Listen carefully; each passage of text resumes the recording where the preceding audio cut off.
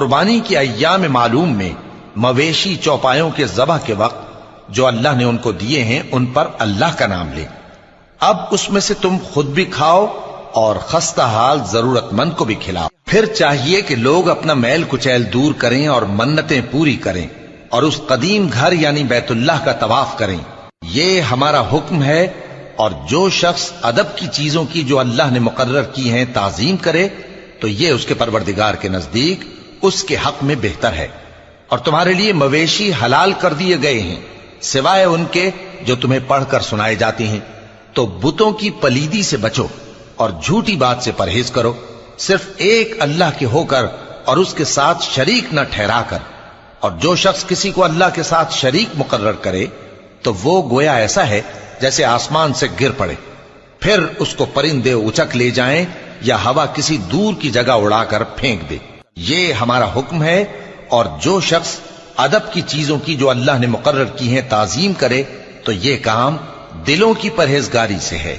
ان میں ایک وقت مقرر تک تمہارے لیے فائدے ہیں، پھر ان کو اس قدیم گھر یعنی بیت اللہ تک پہنچنا اور ذبح ہونا ہے۔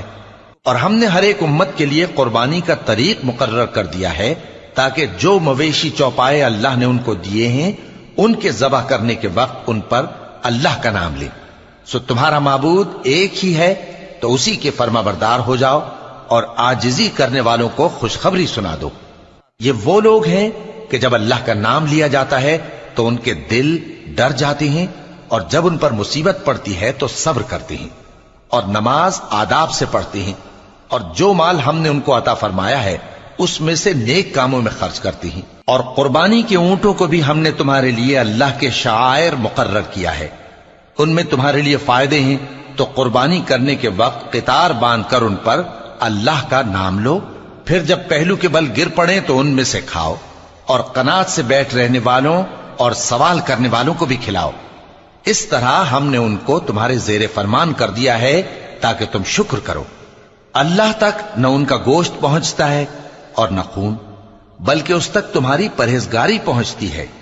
اسی طرح اللہ نے ان کو تمہارے زیر فرمان کر دیا ہے تاکہ اس بات کے بدلے کہ اس نے تم کو ہدایت بخشی ہے اسے بزرگی سے یاد کرو۔ اور اے پیغمبر، نیکوکاروں کو خوشخبری سنا دو، اللہ تو مومنوں سے ان کے دشمنوں کو ہٹاتا رہتا ہے۔ بے شک اللہ کسی خیانت کرنے والے ناشکرے کو دوست نہیں رکھتا۔ جن مسلمانوں سے خواہ مخواہ لڑائی کی جاتی ہے ان کو اجازت ہے کہ وہ بھی لڑیں، کیونکہ ان پر ظلم ہو رہا ہے، اور اللہ ان کی مدد کرے گا، وہ یقیناً ان کی مدد پر قادر ہے۔ یہ وہ لوگ ہیں کہ اپنے گھروں سے ناحق نکال دیے گئے، انہوں نے کچھ قصور نہیں کیا، ہاں یہ کہتے ہیں کہ ہمارا پروردگار اللہ ہے۔ اور اگر اللہ لوگوں کو ایک دوسرے سے نہ ہٹاتا رہتا تو خانقاہیں اور گرجے اور یہودیوں کے عبادت خانے اور مسلمانوں کی مسجدیں جن میں اللہ کا کثرت سے ذکر کیا جاتا ہے گرائی جا چکی ہوتی۔ اور جو شخص اللہ کی مدد کرتا ہے اللہ اس کی ضرور مدد کرتا ہے، بے شک اللہ توانا ہے، غالب ہے۔ یہ وہ لوگ ہیں کہ اگر ہم ان کو ملک میں حکومت دے دیں تو نماز قائم کریں اور زکوٰۃ ادا کریں اور نیک کام کرنے کا حکم دیں اور برے کاموں سے منع کریں، اور سب کاموں کا انجام اللہ ہی کے اختیار میں ہے۔ اور اگر یہ لوگ تم کو جھٹلاتے ہیں تو ان سے پہلے نوح کی قوم اور عاد اور سمود کی قومیں بھی اپنے پیغمبروں کو جھٹلا چکی ہیں، اور قوم ابراہیم اور قوم لوط بھی، اور مدین کے رہنے والے بھی، اور موسیٰ بھی تو جھٹلائے جا چکے ہیں۔ لیکن میں کافروں کو مہلت دیتا رہا، پھر میں نے ان کو پکڑ لیا، تو دیکھ لو کہ میرا عذاب کیسا سخت تھا۔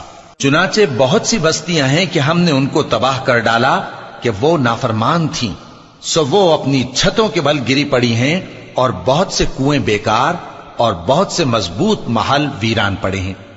سو کیا ان لوگوں نے ملک میں سیر نہیں کی تاکہ ان کے دل ایسے ہوتے کہ ان سے سمجھ سکتے اور کان ایسے ہوتے کہ ان سے سن سکتے؟ بات یہ ہے کہ آنکھیں اندھی نہیں ہوتی، بلکہ دل جو سینوں میں ہیں وہ اندھے ہو جاتے ہیں۔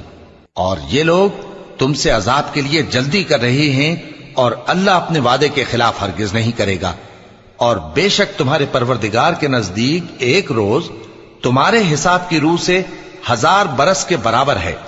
اور بہت سی بستیاں ہیں کہ میں ان کو مہلت دیتا رہا جبکہ وہ نافرمان تھیں، پھر میں نے ان کو پکڑ لیا اور میری ہی طرف لوٹ کر آنا ہے۔